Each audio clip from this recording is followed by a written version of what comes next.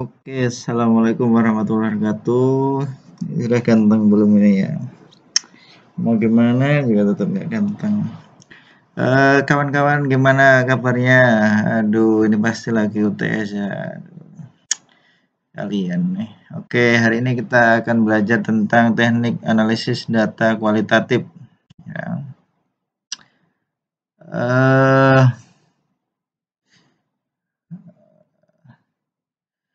Yang pertama tentang bagaimana sih pengertian analisis data kualitatif gitu ya. Teman-teman ini sudah bisa baca ya. Jadi yang namanya penelitian kualitatif ini adalah penelitian yang berulang-ulang ya sampai. Jadi teknik pengumpulan datanya kemarin sudah kita bahas, ada macam-macam ya. Ada wawancara, observasi, catatan lapangan, dokumentasi, sampai triangulasi. Masih ingat? Mungkin lupa, nggak apa-apa. Pengambilan data itu akan diambil terus berulang-ulang sampai kapan? Sampai jenuh ya. Makanya ini beberapa ahli bilang bahwa penelitian proses analisis data pada kualitatif itu adalah yang paling sulit menurut pakarnya nih ya, Mills dan Haberman nih. Karena metodenya memang metode analisisnya belum dirumuskan dengan baik. Begitupun Susan Steinbeck belum ada panduan gitu ya. Kalau Nasution nih ini seorang perenang nih ya, mengatakan adalah analisis adalah pekerjaan yang sulit, kerja keras, memerlukan kerja keras, daya kreatif, serta kemampuan intelektual. Jadi gimana kira-kira kalian melihat yang seperti ini, apakah masih tertarik meneliti jenisnya adalah kualitatif? Oke, akan saya bimbing sampai lulus. Itu bagus karena kualitatif ini saya pernah bilang ya di edisi sebelumnya bahwa kualitatif ini adalah selain R&D sesuatu yang nantinya akan berguna, yaitu adanya pengembangan teori baru. Bogdan pun seperti ini. Intinya adalah masih ingat ya, salah satu karakteristik dari kualitatif adalah bersifat induktif. Artinya apa induktif itu? Dari hasil yang pertama, hasil kedua, hasil ketiga, hasil keempat pengumpulan data itu akan diolah terus ya, begitu. Dari sompilan puzzle nantinya akan dikumpulkan terus ya, dari contoh akan diramu, diulang-ulang terus, dicatat terus, diolah terus hingga nanti akan menjadi suatu teori yang baru. Oke, next. Itu pengertian, jadi nggak usah lama-lama. Selanjutnya macet nih. Oh. Lah.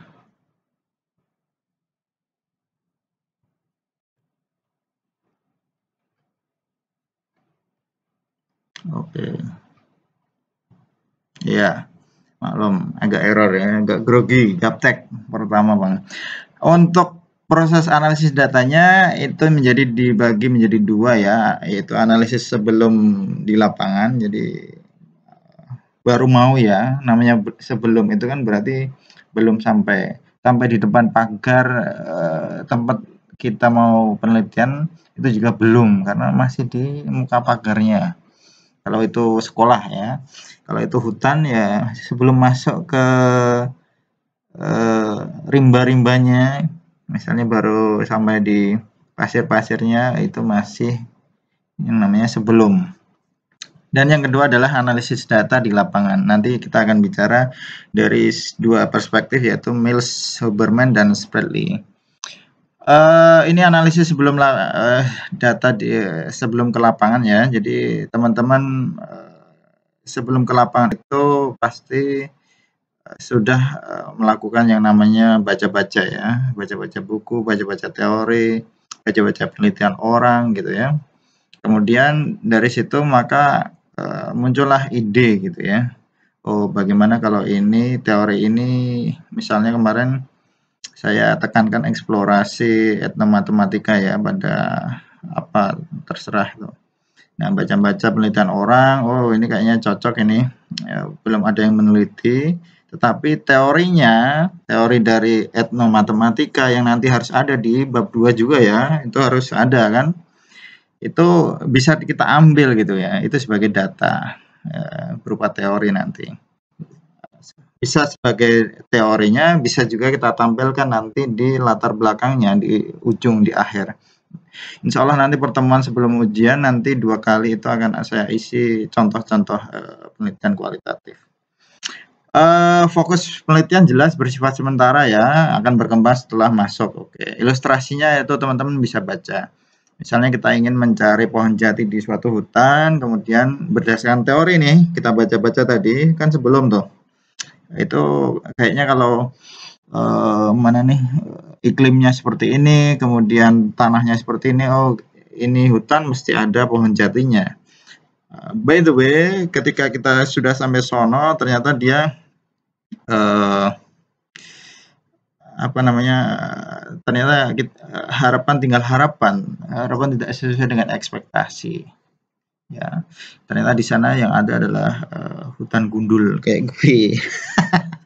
So, bagaimana itu? Ya, enggak masalah kalau di penelitian kuantitatif, ilustrasi itu kan menunjukkan hipotesis, dugaan-dugaan kita ini lah, pikiran-pikiran gitu ya. Itu ternyata sudah sampai sana, kalau penelitian kuantitatif bisa jadi batal karena kan mau menguji hipotesis ya penelitian kuantitatif tuh. Cuma kalau di kualitatif ya sudah, kita kalau enggak ada pohon jati di sana, ya sudah, barangkali ada pohon uang gitu kan, bisa kita petik gitu di saat corona ini kan lumayan pemasukan. Anyway, ini loh kualitatif gitu ya. Oke. Nggak usah banyak cakap gue lah, yang penting bisa menghibur. Analisis data di lapangan menurut Mills dan Huberman ada 3 ya. Ini yang sering dipakai dan hampir saya katakan 80-90% dunia pendidikan ketika ngambil penelitian kualitatif akan pakai sudut pandang analisis datanya dari Mills dan Huberman, yaitu reduksi data, penyajian data, dan verifikasi dan menarik kesimpulannya atau. Nah, ini teman-teman bisa lihat di sini, ini sebagai siklus ya. Ini sebagai siklus yang melingkar. Jadi ini satu akan diulang-ulang ya. Yang pertama reduksi data, kemudian setelah data direduksi dia akan bisa ke konklusi dulu, bisa ke display dulu gitu ya. Kemudian ingat tentunya data collection itu yang memegang ya, data collection itu adalah koleksi atau pengumpulan datanya ya. Tetapi secara for all itu akan ada 3 ini dari data yang kita kumpulkan, yaitu reduksi, penyajian, dan verifikasi. Kita akan lihat apa itu masing-masing. Oke, next. Kisah next. Aduh, ini belum coret-coret, oh my god. Don't worry, be happy. Reduksi data itu berarti merangkum, memilih, memfokuskan, mencari ya, kayak kita mencari pasangan hidup. Intinya reduksi data adalah langkah pertama di analisis ya, dari pengumpulan data, kemudian data-data itu mau kita klasifikasi. Ini data yang kira-kira nih hal pokok, ini hal yang nggak penting, ini cadangan kayak kekasih pacar cadangan ya. Kita fokuskan, itu reduksi itu artinya yang kalau di sini merangkum, memilah, memfokuskan, mencari. Kalau saya lebih kejam lagi, reduksi adalah membuang hal yang nggak penting. Bagi peneliti yang baru, maka reduksi bisa dilakukan dengan cara berdiskusi atau sharing ya dengan yang ahli. Lalu dari sharing itu maka peneliti pemula bisa mengembangkan ilmunya menjadi data-data itu tadi bisa dianalisis yang kedua nanti menjadi suatu temuan dan pengembangan teori yang signifikan. Oke, gitu dulu ya sampai sini. Ini karena gratisan jadi saya pakai